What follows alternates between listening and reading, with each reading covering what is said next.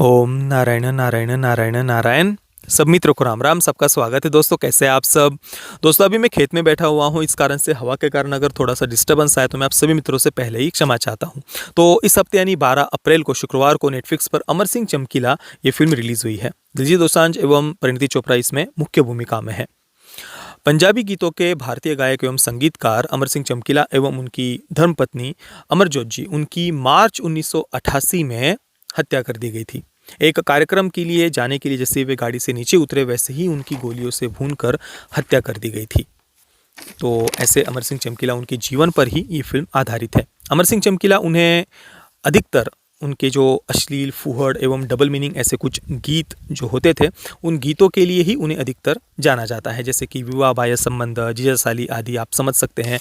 ऐसे बोल अधिकतर उनके गीतों के होते थे और ऐसा कहा जाता है कि इन अश्लील गीतों के कारण ही उनकी हत्या कर दी गई थी। कहा जाता है, ऐसा मैंने इसलिए कहा क्योंकि ये केस कभी भी सॉल्व नहीं हुआ। तो इस हत्या के पीछे कौन थे ये बात कभी भी सामने नहीं आ पाई और ना ही मैं तो उनके बारे में पहले कभी जानता भी नहीं था। अभी जब मैंने नेटफ्लिक्स पर फिल्म देखी तो फिल्म में भी इसी प्रकार से इन बातों को प्रस्तुत किया है कि अमर सिंह चमकीला थोड़ा सा रेबल माइंडसेट के होना या वही बातें उन्होंने समाज में देखी हुई है, इसी कारण से वही बातें वे गीतों के माध्यम से प्रस्तुत करते हैं। इस कारण से समाज के जो उच्च वर्ग के लोग हैं वे बहुत परेशान हो गए थे। जैसे कि गुरुद्वारा में जो बड़े बड़े समाज के उच्च वर्ग के जो लोग होते हैं वो उनको बुलाते भी थे और उनको धमकाते भी थे, बताते थे कि ये अब तुम छोड़ दो नहीं तो तुम्हारी हत्या हो सकती, कुछ भी हो सकता है। इस प्रकार से उनको धमकाया भी जाता था। तो शुरुआत में तो एक बार अमर सिंह चमकीला उन्होंने ऐसे गीत गाना छोड़ भी दिया था, धार्मिक उन्होंने कुछ गीत भी गाए, परंतु फिल्म में ये बताया कि लोग फिर से उन्हीं अश्लील गीतों की मांग फिर से करने लगे। इस कारण से अमर सिंह चमकीला ने पहले तो उसने कहा था कि मैं ऐसे गीत नहीं गाऊंगा, केवल धार्मिक गीत ही गाऊंगा, वचन भी दिया था, परंतु फिर भी उन्होंने लोगों की मांग थी, इस कारण से फिर से अश्लील और फूहड़ ऐसे गीत गाना शुरू कर दिया। और फिर उसके बाद में कुछ ऐसे कुछ गैंगस्टर वगैरह भी दिखाए हैं, लोकल गैंग, तो वो उनके गीतों को सुनते तो थे परंतु उनसे उगाई भी करते थे, पैसे भी मांगते थे, अलग अलग जो लोकल गैंग्स आदि होती है। और फिर एक दिन इन सब बातों के बीच में उनकी अचानक से एक दिन हत्या हो गई थी। फिल्म के एंडिंग में एक सीन है जहाँ पर एक पुलिस ऑफिसर है। ये जो पुलिस ऑफिसर है वो ही इस केस को इन्वेस्टिगेट भी कर रहे होते हैं। इन्वेस्टिगेशन के लिए जब वे उन रात को उनके घर पर जाते हैं तो अमर सिंह चमकीला के जो कुछ साथी होते हैं वे अमर सिंह चमकीला के जीवन के बारे में उन पुलिस ऑफिसर को बताते हैं कि कैसा उनका जीवन रहा, क्या क्या परेशानियां, प्रॉब्लम्स वगैरह उन्होंने सही। अमर सिंह चमकीला समाज के पिछड़े वर्ग से थे, चर्मकार समाज से थे, ऐसा भी फिल्म में उल्लेख आता है। और फिर कैसे वे इतनी गरीबी भरे जीवन से उठकर आगे आए, कैसे उनके गीतों को प्रसिद्धि आदि मिली और फिर उनका विरोध आदि कैसे हुआ, और ये सब बातें उनके जो साथी हैं वे पुलिस ऑफिसर को बताते हैं। तो पुलिस ऑफिसर के मन में अमर सिंह चमकीला उनके मन में उनके प्रति काफ़ी सिंपैथी, सहानुभूति बन जाती है पुलिस ऑफिसर के मन में। और फिर बिल्कुल निराश उदास होकर के वो पुलिस ऑफिसर जब घर पर आते हैं दूसरे दिन, तो आने के बाद वे देखते हैं कि उनके ही बेटे के रूम से अमर सिंह चमकीला के गीतों की आवाज़ आ रही है।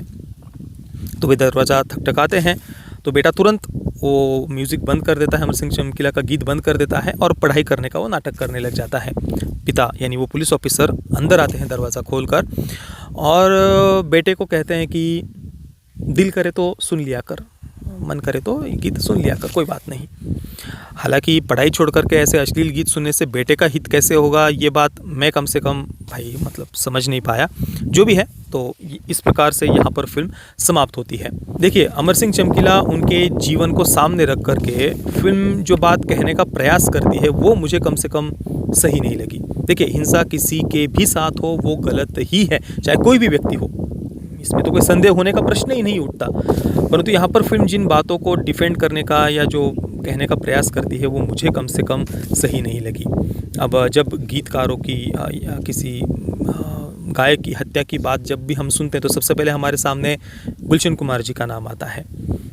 और उनकी अंडरवर्ल्ड के द्वारा किस प्रकार से उनकी हत्या हुई, उसके बाद में बॉलीवुड में क्या क्या परिवर्तन हुए, वो सोशल मीडिया पर आप चर्चा इस बारे में सुनते भी होंगे। परंतु गुलशन कुमार जी के जीवन पर कभी फिल्म बनाई गई हो या उनकी हत्या के बारे में कभी इंडस्ट्री में चर्चा हुई हो या उसके बाद में इंडस्ट्री में क्या परिवर्तन हुए उस पर कभी चर्चा इंडस्ट्री के अंदर से हुई हो, ये हमने मैंने कम से कम कभी नहीं देखा है। शायद गुलशन कुमार जी का जो जीवन है वो बॉलीवुड के एजेंडा को सूट ना करता हो, इस कारण से भी उस पर चर्चा नहीं करते होंगे या पता नहीं क्या कारण है, परंतु वो एक नाम हमारे सामने आता है। अभी यहाँ पर फिल्म में अमर सिंह चमकीला उनके जीवन को सामने रख करके फिल्म ये कहने का प्रयास करती कि भाई समाज तो गंदगी देखना चाहता है, सुनना चाहता है, तो इस कारण से हम ये दिखाते हैं गंदगी, इसमें हमारी क्या गलती है।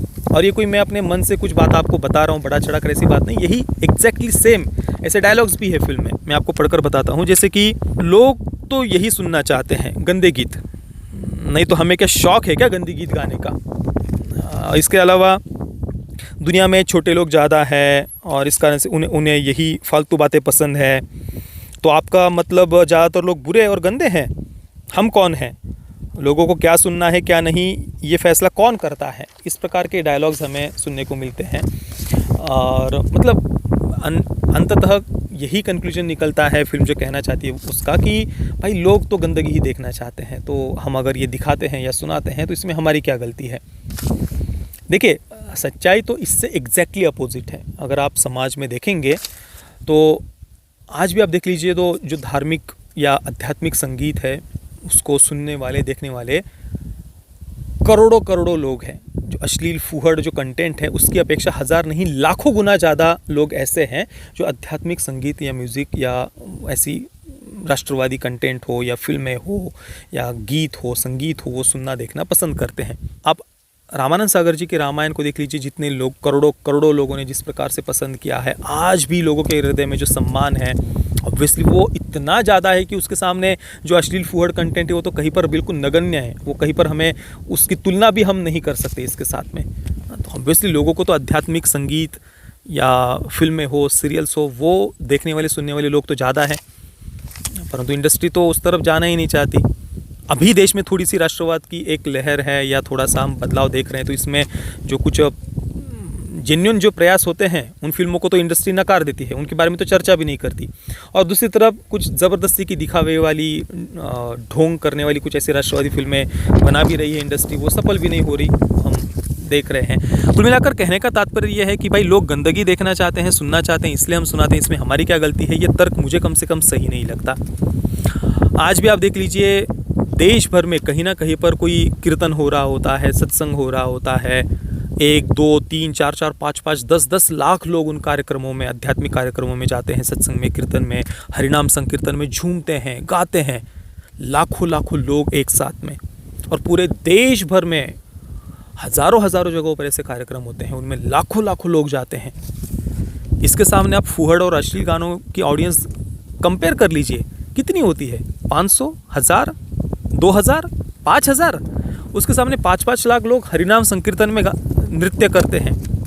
पर उन संतों की छवि को धूमिल करने का काम ये इंडस्ट्री करती है।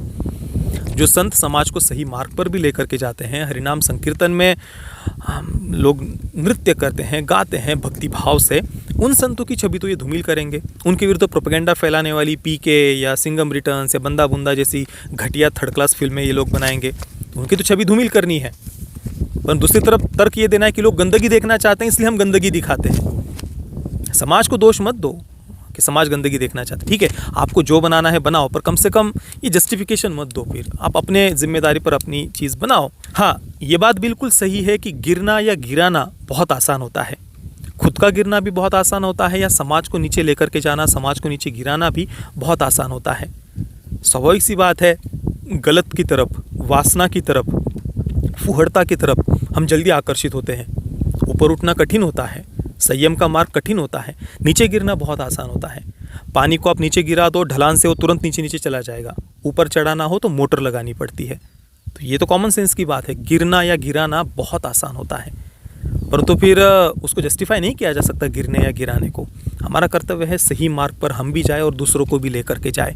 काम वासना या अश्लीलता, फूहड़ता, ये अगर आसानी से आप लोगों को उपलब्ध कराओगे तो स्वाभाविक सी बात है बहुत सारे लोग ऐसे हैं जो कौतूहलवश, अज्ञानतावश, वासना के अधीन होकर के उस तरफ आकर्षित होंगे, परंतु इसका मतलब ये नहीं है कि वो सही हो गया। बाकी एंटरटेनमेंट इंडस्ट्री या फिर फिल्म इंडस्ट्री का तो काम ही है अपने आप को जस्टिफाई करना कि भाई लोग गंदगी देखना चाहते हैं इसलिए हम गंदगी दिखाते हैं।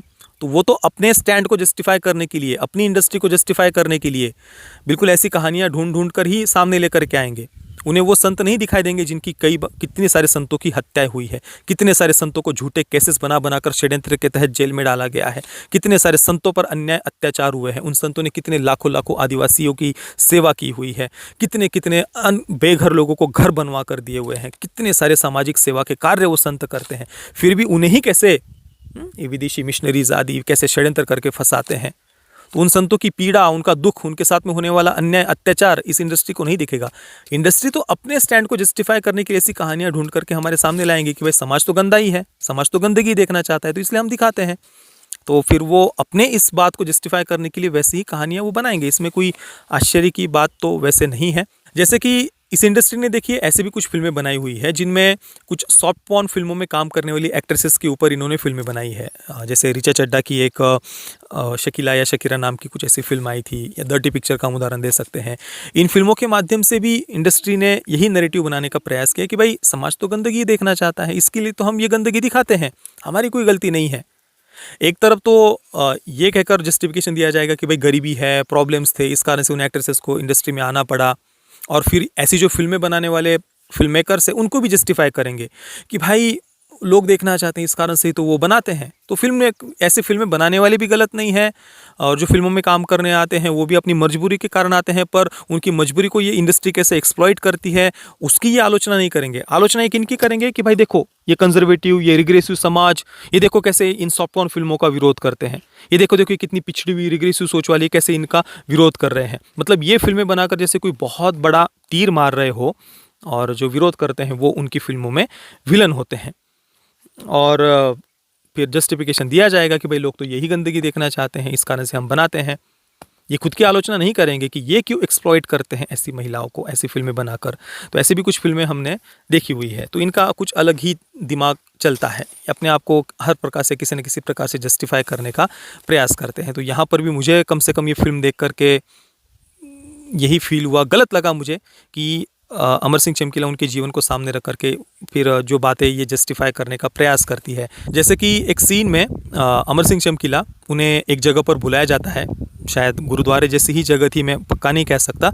तो उन्हें बुलाया जाता है, वहाँ पर उनसे कहा जाता है कि ऐसे अश्लील गीत तुम्हें गाना बंद करना होगा, उसके साथ में नॉनवेज खाना बंद करना होगा, शराब पीना बंद करना होगा, सिगरेट पीना बंद करना होगा।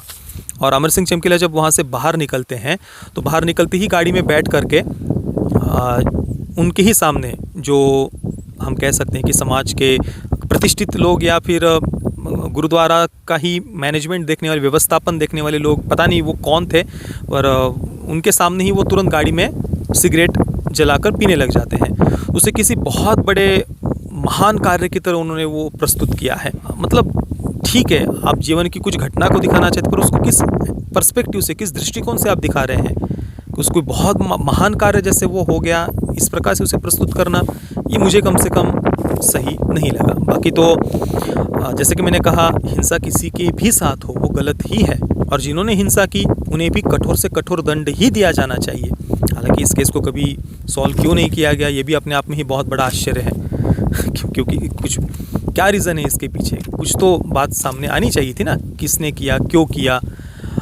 अभी तो फिल्म मेकर ने दिखा दिया कि भाई जो कहते थे अश्लील गाने मत बनाओ, उन्होंने ये हत्या कर दी है, या शायद वो रिस्पॉन्सिबल हो सकते हैं। और हो सकता है कुछ गैंग वॉर या किसी गैंग ने पैसे मांगे हो, फिरौती देने से मना कर दिया हो, वो कुछ रीज़न हो सकता है, पता नहीं। मतलब रीज़न या कारण तो बहुत सारे हो सकते हैं, परंतु यहाँ पर फिल्म में जो मुख्य टारगेट है वो जैसे कि अश्लील गानों का जो विरोध कर रहे हो या मना कर रहे हो, वो सबसे बड़े समाज के दुश्मन हैं, ऐसा एक चित्र ये प्रस्तुत करती है, ऐसा लगता है कम से कम फिल्म देख करके। बाकी तो टेक्निकली फिल्म वेल मेड थी, परफॉर्मेंसेस सभी के बढ़िया थे। मैं अमर सिंह चमकीला इस फिल्म को दूंगा 4 आउट ऑफ 10 स्टार्स, क्योंकि टेक्निकली फिल्म वेल मेड है। बाकी पैरेंटल गाइडेंस की बात करें तो ऑब्वियसली बच्चों के साथ में तो देखने जैसी ये फ़िल्म नहीं है। बाकी जिन मित्रों ने इस फ़िल्म को देखा है, आपका अनुभव कैसा रहा, मुझे आप नीचे कमेंट में अवश्य बताना। ये वीडियो देखने के लिए आप सभी मित्रों का बहुत बहुत धन्यवाद। जय श्री राम, वंदे मातरम।